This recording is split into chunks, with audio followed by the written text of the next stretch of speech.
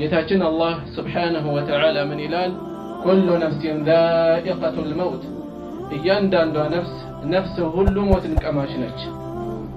የሰው ልጅ ሟች እንደሆነ ሁሉም ያውቃል። ዘላለማዊነት እንዳልተሰጠን እናውቃለን። አላህ Subhanahu Wa Ta'ala የማናውቀውን አይደለም ይነግረን።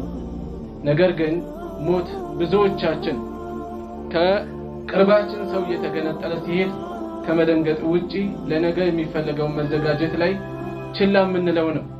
ለኛ በጣም የቀረበ ሐቂቃ ግን ከምንም በላይ ችላ የምንለው ነገር ቢኖር ሞት ነው። ለዚህም ነው አላህ Subhanahu Wa Ta'ala ኩሉ ነፍሲን ዛኢቀቱል መውት፣ ነፍስ በአጠቃላይ ሞትን ቀማሽ ነች አለ። ቀጥሎስ ምን ይከተላል? ሞቶ መቅረት አይደለም ያለው ወኢነማ ትወፈውነ ኡጁረኩም የውመል ቂያማ፣ ከዛ በኋላ የሚከተል ነገር አለ። እሱን አስቡ ነው። ስለዛ ተዘጋጁ ነው እያለን ያለው አላህ Subhanahu Wa Ta'ala።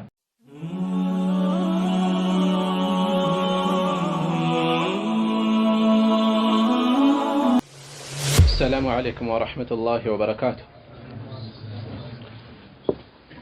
إن الحمد لله نحمده ونستعينه ونستغفره ونعوذ بالله من شرور أنفسنا ومن سيئات أعمالنا، من يهده الله فلا مضل له ومن يضلل فلا هادي له، وأشهد أن لا إله إلا الله وحده لا شريك له، وأشهد أن محمدا عبده ورسوله.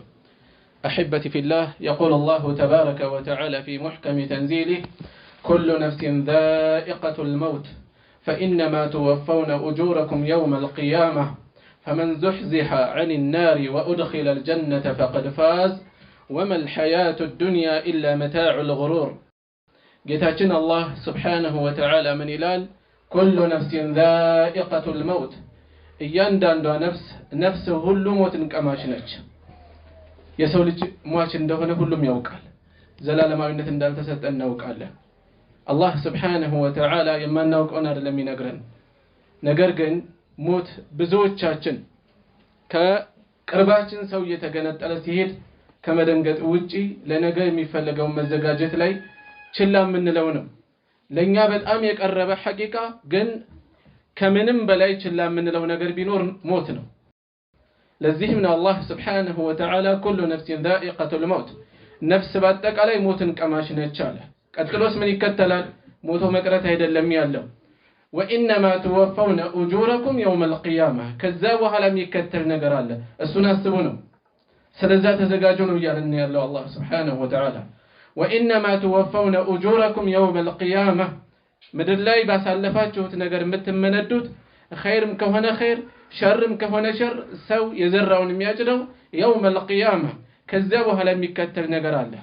ለዚያ ቀን ተዘጋጁ ነው ማሳሰቢያው። ለዚያ ቀን ዛሬ ነው መዝሪያው። ለዚያ ቀን ዛሬ ነው መዘጋጃው። ዛሬ ስርዓት ይዞ ዛሬ በመልካም የአላህን Subhanahu Wa Ta'ala ትእዛዝ ጠብቆ ለነገ ስንቁን ያላስቀደመ ሰው ነገ ሀፍረት ነው የሚከተለው፣ ነገ ውርደት ነው የሚከተለው። ጤፍ ዘርቶ ባቄላ አይጠበቅም። ሰው የዘራውን ነው የሚያጭደው። ወኢነማ ትወፈውነ ኡጁረኩም የውመል ቂያማ፣ ምንዳችሁን የልፋታችሁን የምትመነዱት የውመል ቂያማ ነው። ስለዚህ ፈመን ዙሕዚሃ ዐኒ ናር፣ ከዛ ከስራ ውጤት በኋላ ከሒሳብ በኋላ ከምርመራ በኋላ ሁለት ሀገር አለ። ከሁለት አንዱ ነው የሚከተለው። ለዚያ ነገር ያንን ሀገር ስኬታማ ተሆኑ ዘንድ ዛሬ ጠብቁ እያለን ያለው አላህ Subhanahu Wa Ta'ala። ፈመን ዙሕዚሃ ዐኒ ናር ወኡድኺለ አልጀነ፣ ከእሳት ተርቆ ከእሳት ድኖ ጀነትን እንዲገባ የተደረገ ሰው ፈቀድ ፋዝ፣ በርግጥ ስኬታማ ማለት እሱ ነው። የዱንያ ስኬት አይደለም ስኬት፣ ፎቅ አይደለም ስኬት፣ ንግድ አይደለም ስኬት። እነዚህ መዳረሻ ናቸው። እነዚህ ሞትን የዘነጋንባቸው፣ እነዚህ ዛሬ ظልም ላይ በደል ላይ የምንወድቅባቸው፣ እነዚህ ዛሬ ስንት ነገር የምንፈጽምባቸው የአላህን ትእዛዝ የምንዘነጋባቸው ጉዳዮች በራሳቸው የተፈጠርንባቸው ዓላማ አይደሉም። ይልቁንም የሰው ልጅ ሞቱም ህይወቱም ለፈተና ነው የተቀመጠለት። አላህ Subhanahu Wa Ta'ala ምን ይላል?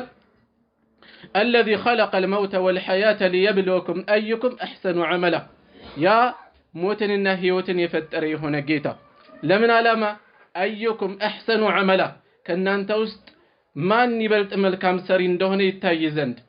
سلزي የሞት ዓላማ ሞት የተፈጠረው ህይወት የተፈጠረው ይሄ ዓለም መቋጫ ስላለው ለዛኛው ዘላለማዊ ዓለም ከልብ እንድንዘጋጅ ነው።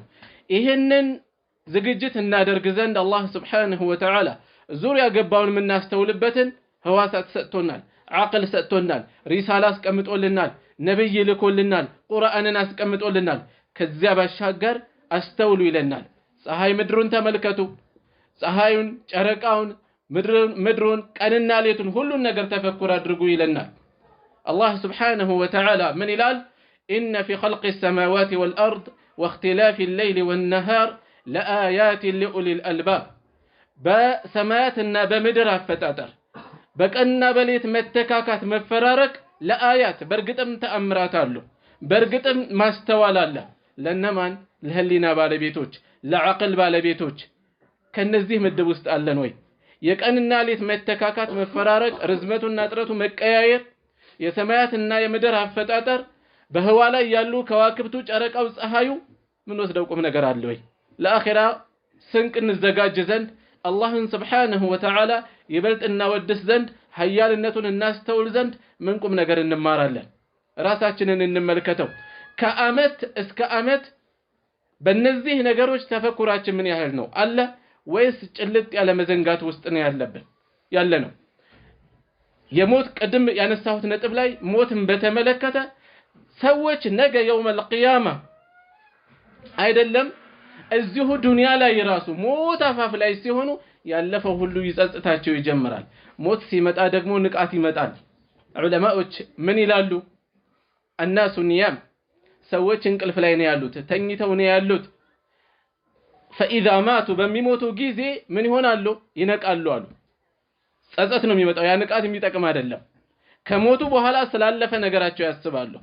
ጊዜያቸው በአግባብ እንዳልተጠቀሙት፣ ወጣትነታቸው፣ ከወላጅ ጋር የነበራቸው ሙዓመላት፣ ግብይታቸው፣ ገንዘባቸው በምን መጣ፣ እንዴት ወጣ፣ ሌሎችም ጉዳዮች ላይ አቂዳቸው፣ ኢትባዓቸው የመሳሰሉ ነገሮችን ሁሉ ነገር ጸጸት የማይጠቅምበት ጊዜ ከመምጣቱ በፊት ያ ጊዜ ከመምጣቱ በፊት ዛሬ ነው መዘጋጀት፣ ዛሬ ነው በቁርጥ መሆን። ኢነ ፊ اختلاف الليل والنهار إن في خلق السماوات والأرض واختلاف الليل والنهار لآيات لأولي الألباب أستوي لهن عقل الله شو أكلت من الله آيات له تأمرات له عندنا نجروج سلمدو أجائب مهوناتشو أسدناكي مهوناتشو يدبززال سلتلمده سلما يدنقو አይደለም سلما يገርሙ አይደለም بالله سبحانه وتعالى يهواو ልዩ ፍጥረታት ከከተማ ይልቅ የገጠሩ ሰው ያስተውላል። መብራቱ አይሸውደውም። ቀና ብሎ ሲመለከት ከዋክብቱ፣ ጨረቃው፣ ጽልመቱ እንዲያስተውል ይጋብዘዋል። ነገር ግን ምን ያህል ነው የሚጠቀመው? ምን ያህል ነው የምንጠቀመው? ይሄን አስተውለን የአላህን ኃያልነት እናስተውላለን፣ የአላህን ወህዳንያ እናስተነትናለን። ነብዩ ሰለላሁ ዐለይሂ ወሰለም ይችን አንቀጽ በተመለከተ የሚገርም ነገር ነው የተናገሩት። በአንድ ወቅት አጣ ኢብኑ አቢ ረባህ ረዲየላሁ ረሂመሁላህ ምን ይላሉ? እናታችን ዓኢሻ ዘንድ ረዲየላሁ ዐንሃ ገባን። ከዛም አብሯቸው የነበረ ምን አሏቸው? ምንድነው እስከዛሬ ሳትዘይረን? ወቀሳ ነገር ጠቆም አደረገች፣ ነካ አደረገች እናታችን ዓኢሻ ረዲየላሁ ዐንሃ። ምን አለች? ምን ሆናችሁ ነው እስከዛሬ? ለዑበይድ ብን ዑመይር ለተባሉ ሰለፍ ናቸው። قد آن لك أن تزورنا ልትዘይረን ጊዜው ደረሰ ማለት ነው አለች። ማለት ምን ነው ቆየህ እያለች ነካ ያረጋቸው ነው ያለችው። ምን አላት? اقول يا امه كما قال الاول زر غبا تزدد حبا እናታችን ሆይ እናቴ ሆይ ያው ቀደምቶች እንደሚሉ ተላለሁኝ زر غبا تزدد حبا አለፍ እያልክ ዘይር ፍቅርን ውዴታን ትጨምራለህ። ሲደጋገም መሰላቸት ይመጣል አይነት ነገር ነው። من قالت እናታችን ዓኢሻ ረዲየላሁ ዐንሃ دعونا من رطانتكم هذه እንዲህ አይነቱን እንቶ ፈንቷችሁን ተውናለች። ሰው አለው ደጋግሞ ቢመጣ የሚሰለች ደጋግሞ ቢመጣ የሚወደድ ብዙ አይነት ሰው አለ እና ይሄን ተውትና ይሄን ተውት አለች። በዚህን ጊዜ ምን አላት? ابن عمير اخبرينا باعجب شيء رايته من رسول الله صلى الله عليه وسلم እስኪ ከአላህ መልእክተኛ ከተመለከትሽው ሁሉ እጅግ አስደናቂ የሆነው ንገሪን አላት። በዚህን ጊዜ فسكتت ዝም አለች ለተወሰነ አፍታ። ثم قالت لما كان ليلة من الليالي كني كلاليتوش وست يني ترابه هنبت كلاليتوش وست بأندو لاليت لاي قال انديها النبي صلى الله عليه وسلم يا عائشة ذريني أتعبد الليلة لربي عائشة هوي تيني باكشن زاري لقيتهاي عبادة صفت أملدر بعبادة لا صالفة والونيالج قلت بذيهن قزيال كواتشو والله إني لأحب قربك بالله ونبين أني كانت مقربا وداله وأحب ما سرك مياسرسة هندقمو مرتاله وداله كانت مقربا وداله مياسرسة يكون مياسرسة هندقمو ياسرستين الكواتشو لنبي صلى الله عليه وسلم كذا من عليك فقام نبي صلى الله عليه وسلم تنسو فتطهر وضوء درق ثم قام يصلي تنسو مسجد يازو فلم يزل يبكي حتى بل حجره يلبساتشو ጫፍ እስከሚረጥፍ እንባቸውን የሚጠርጉበት ለቅሶ ላይ ቀጠሉ ثم بكى فلم يزل يبكي حتى بل لحيته ጺማቸው እስከሚረጥፍ ድረስ አሁንም ለቅሷቸውን ቀጠሉ ሶላት ውስጥ ነው ያሉት ثم بكى فلم يزل يبكي حتى بل الارض አሁንም እንባቸው እየጎረፈ መሬቱ እስከሚረጥፍ ደረሳለች በለቅሶ ላይ ነው ያሉት فجاء بلال መጡ መጨረሻ ላይ يؤذنه بالصلاه صلاه እንደደረሰ የምን ሶላት የፈጅር ሶላት አስቡት ሙሉ ሌሊቱ በዚህ መልኩ ነው እያሳለፉ ያሉት እየሰገዱ ነው እያለቀሱ ነው በዚህ ሁኔታ እያሳለፉ እናታችን አይሻም ይሄን እየታዘበች እየተመለከተች ቢላል ሶላት ወቅት እንደደረሰ ሊያሳውቋቸው መጡ አለች فلما رآه يبكي يا الله ملكتኛን صلى الله عليه وسلم እያለቀሱ ሲመለከቷቸው قال يا رسول الله يا الله ملكتኛ ሆይ لما تبكي وقد غفر الله لك ما تقدم وما تأخر الله የቀደመውንም የሚመጣውንም የማረህ ሆኖ ሳለ ለምንድነው የምታለቅሰው ወንጀላቸው ከሆነ የሚያስለቅሳቸው ብለው ነው ይሄን የሚጠይቁ በዚህን ጊዜ ነብዩ ሰለላሁ ዐለይሂ ወሰለም ምን አሉ أفلا أكون عبدا شكورا አመስጋኝ ባሪያ አልሆንም እንዴ ታዲያ አሉ አላህ እንዲህ አይነት ውለታ ሲውልልኝ እኔ አመስጋኝ መሆን የለብኝም ወይ ምስጋናቸውን በምን እየገለጹት ነው በዒባዳ በተግባር አላህ ብዙ የዋለልን ኒዕማ አለ ኢስላምን ሰጥቶናል ጤናን ሰጥቶናል ከኛ በታች ብዙ ሰዎችን ብንመለከት የምንለይበት ብዙ አይነት ኒዕማ አለ ስለነዚህ ኒዕማዎች ጌታችንን አመስግነናል ወይስ ያጣነው ላይ ነው የምናነጣጥረው ይሄ ጎደለኝ ላይ ነው የምናተኩረው ነብዩ ሰለላሁ ዐለይሂ ወሰለም አመስጋኝ ባሪያ አልሆንም ወይ ታዲያ ተውሂድን ስለተሰጠን ልናመሰግን ይገባል ከሽርክ ከቢድዓ ስለራቅን ልናመሰግነው ይገባል ወደ ሶላት ስለቀረብን ልናመሰግነው ይገባል ስንቶች አሉ ሶላት መስጂድ መምጣት ያቃታቸው መምጣት የራቁ ሰዎች ትዝም ያላላቸው ከሐራም ስለራቀን ጌታችንን ልናመሰግነው ይገባል የተለያዩ ኒዕማዎችን ስለዋለልን ልናመሰግነው ይገባል አላመሰግንም ወይ አመስጋኝ ባሪያ ለሆነ ይገባም ወይ ያልሆነም ወይ አሉ ነብዩ ሰለላሁ ዐለይሂ ወሰለም ከዛም ምን አሉ ዛሬ ሌሊት لقد نزلت علي الليله ايه ዛሬ ሌሊት በእኔ ላይ እንዲህ ታያ ወርዳለች አሉ ويل لمن قرأها ولم يتفكر فيها ወዮለት እሷን ቀርቶ ያላስተነተናሉ እሷን ያላስተዋለ ምንድነች ان في خلق السماوات والارض واختلاف الليل والنهار لآيات لأولي الألباب በሰማያትና ምድር አፈጣጠር በቀንና በሌት መተካካት መፈራረቅ ውስጥ ለአስተዋዮች ለዓቅል ባለቤቶች በርግጥም ተአምራለ ይላልና አላህ Subhanahu Wa Ta'ala ይሄን አስተውሎ ይሄን አስተንትኖ ያልተጠቀመ ሰው ወዮለት አሉ ነብዩ ሰለላሁ ዐለይሂ ወሰለም ምንድነው የተጠቀምነው ሲጀመር እናስተውላለን ሲጀመር እንቀራለን መቼ ነው ቁርአናችን የተከፈተው መቼ ነው በስርዓት እየቀራን ያለነው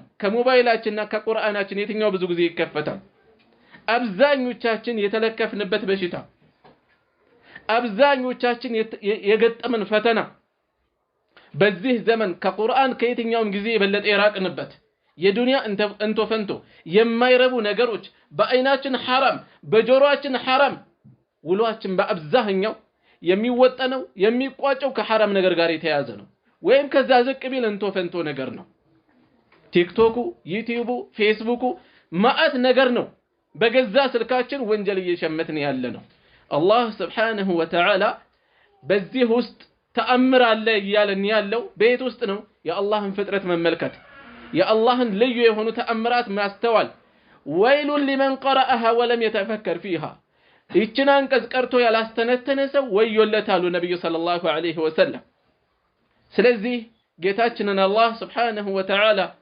ልናስተነትን ተፈኩር ያደረግን ልንገዛው ዚክር ልናደርግ ይገባል ዚክር ልናደርግ ልናስተውል ልናወሳው ይገባል إن في خلق السماوات والأرض واختلاف الليل والنهار لآيات لأولي الألباب كذاس እነዚህ ኡሉል አልባብ ተብለው የተጠቀሱት እነማን ናቸው الذين يذكرون الله قياما وقعودا وعلى جنوبهم ቆመውም ተቀምጠውም በጎናቸው ተጋድመውም ጌታቸውን የሚያወሱ ዚክር አለኛ ጋር ምላሳችን ከዚክር ጋር ያለው ቅርበት ምን ያህል ነው ውሏችን በዚክር ምን ያህል ይደምቃል ሶላታችን ዚክር ላይ ተረጋግተን አስተውለን አጣጥመን መፈጽመው መቼ ነው ዚክሩ ጣዕም አለው ወይ የተለያዩ እንደፈንቶችን እያየን በእነዚያ ትኩረት እንደምናደርገው የኡነት ዚክር የበለጠ ለኛ ጣዕም አለው ወይ ኢማን እኮ ጣዕም አለው ሰዎች የጣፈጠ በልተው ያጣጥማሉ የሚፈልጉት ለጆሮአቸው የሚፈልጉትን ዜና